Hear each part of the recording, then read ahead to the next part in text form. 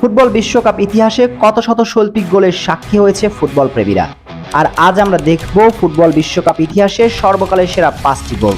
22 June 1986 ঠিক দুপুরবেলা অ্যাজটেকা স্টেডিয়ামের 1,15,000 দর্শক আর টিভিতে কয়েক কোটি মানুষের সামনে এক দেবতার বোধন হয়।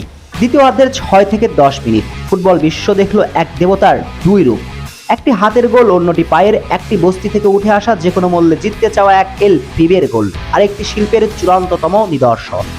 11 সেকেন্ড, 11 টাচ, 68 মিটারের দৌড়ের পর ম্যারাডোনা নামের এক ফুটবল দেবতা খুঁজে নিয়েছিল জালের ঠিকানা। দখলদার ইংরেজদের কাঁদিয়ে লিখেছিলেন ইতিহাস। অনেকের মতে এই গোলটি শতাব্দীর শ্রেষ্ঠ গোল হিসেবেও বিবেচিত হয়।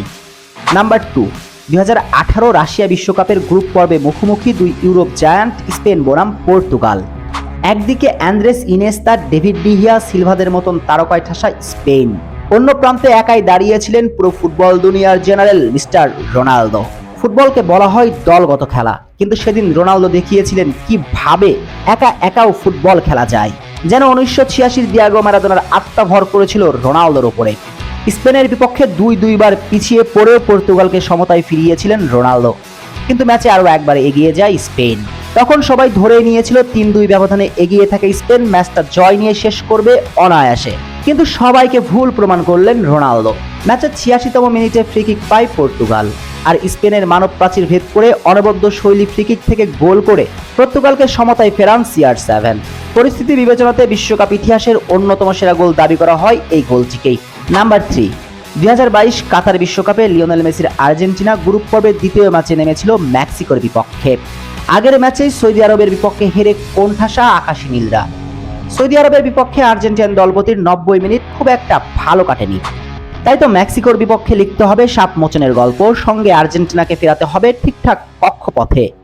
পুরো পৃথিবীর 43 মিলিয়ন আর্জেন্টাইন সমর্থকরা তাকিয়েছিল আর্জেন্টাইন নাম্বার 10 এর দিকে। লিওনেল মেসির নামটাই ছিল তখন আর্জেন্টিনা ভক্তদের স্বপ্নের সমার্থক।